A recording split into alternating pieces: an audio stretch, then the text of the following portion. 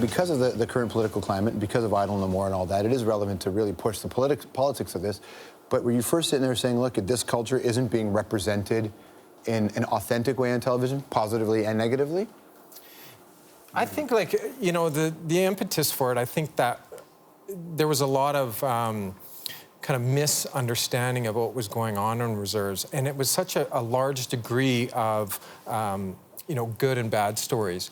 And I think the original idea was to have, just to promote discussion, to say, you know what, we're going to lift up the carpet and see what's underneath. And the other aspect was to actually show that some of the stuff does go on.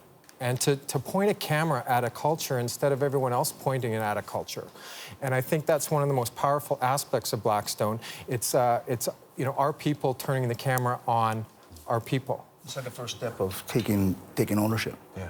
You know? That's a really big part of this, isn't it? It's a big part of everybody's life. Yeah. You know, you are who you are, and you better take ownership of it. And you better take ownership of the stories that are told about you. Yes. The amount of people who talk to me about Blackstone, when we had Michelle on, talk about that interview, it's resonating because it is so unique. So that's why I want to talk about APTN. I find APTN such an interesting network. And I know that lots of networks opposed it. I believe even CBC opposed it. You know, the idea of APTN initially, thinking that they were covering those stories. But talk to me about what APTN means. Well, I think it's which is a network, by the way. Which, for Blackstone, a normal show will get seen, what, once a week, maybe twice. But we're getting seen 3-4 times a week. We get a lot of publicity. Like, it's getting shown, so it's saturating the market that's watching it. But it's bringing the stories. It's giving ownership. Again, it's about that. People look at the show, they look at APTN. It's telling our own stories. We're not being told what we are. Mm-hmm. We're telling everybody else what we are. When you first saw him, what did you think? There's Daryl. Yeah? He's our guy. It was no question. He just was everything. He had the look, he had the energy, and I just couldn't imagine that character was going to be as good as and as popular as that character is. Right. Yeah, that's what I was saying off the top. What I really like about it is, like any good show, and I've heard Blackstone be referenced in some ways like The Sopranos, where the good guys and the bad people, you don't know. Like, there's a lot of blurriness between the two, right? Good guys don't, the bad guys don't think they're bad guys. You know, I mean, you still care about your father, you still take your kids here, you still do all this stuff. You just do other stuff. And you have I don't think real bad guys don't think they're bad. No. And then when you look back and go, holy crap, maybe I was. Yeah. When we have conversations on the show with creators of shows or actors, we talk about the show, I try to talk about the themes, I try to find the themes, but it's so interesting that you, when you're making a show set on a reserve, your conversation is almost as if you're representatives, which I recognize must be a very bittersweet position to have to be in. That it's not just the art that you're making, but it is seemingly about something very real and tangible to you. Do you feel that pressure?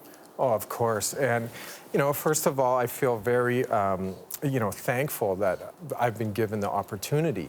And secondly, I try to always, you know, check myself and see, you know, what's over the line, what isn't over the line, you know, how that's right. And how real is it, how fair it is. And we do have consultants for a lot of the more trickier aspects of Blackstone that we have prosecutors and, you know, people who are in banned politics for years speak into it so that we didn't misrepresent what was going on. So there might be an element somewhere that is actual reality. But, you know, on someone's reserve, it doesn't happen that way. So it's a very tricky thing. And then there's so many different nations across Canada. That's another tricky thing because what happens on the West Coast doesn't happen down East. Or it could be similar or different. So we really try to respect the community while we're still telling the stories of, you know, tragedy and hope. So you're talking about the different communities and the different realities, but I don't think a lot of people fully, they may know it, but they don't really comprehend the idea that even getting married is a political choice, and how you identify and what your status is in First Nations. You marry once outside, then marry again outside. There are way bigger ramifications inside the First Nations community than most people realize, aren't there? But how important, and how you identify. There's so many different cultures and so many different traditions, and there, you know, if you go to Nunavik, you'll see one thing, or Gitsigukla or Kitwanga. You go to these places, like I build houses, and you go to the traditional dances. And you're out the door and you're doing, so everything's different. And it's all these different groups.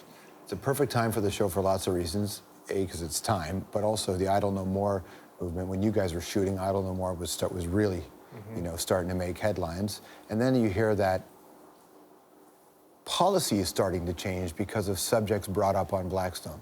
That's what any artist hopes for. Yeah. When did you first get wind of that? I was, someone had told me that this nation in, I think it was Northern Ontario or Manitoba, I don't want to, butcher it, I don't know the exact one, that their bylaws were actually changed as a result of some of the discussions that came up on Blackstone, and I'm just like, wow, like, that's pretty incredible. And I know that other reserves have had discussions because of that, and I think when you first hear that, you just think you're not only entertaining people in a really,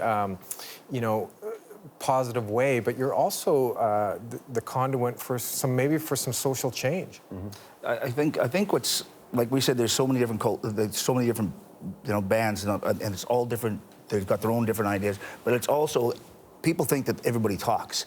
It's like all the shoppers, drug marts, know everybody in each and every. Well, they don't. Right. They're all over the country. But if they had a website that said, "Hey, this is the shopper," and that's Blackstone, right? Yeah. This big smoke signal, and we're sending it up, and everybody's going, "Hey, that's happening here." So now it's bringing everybody in, and I'm starting to direct traffic. Right. That's what I do here.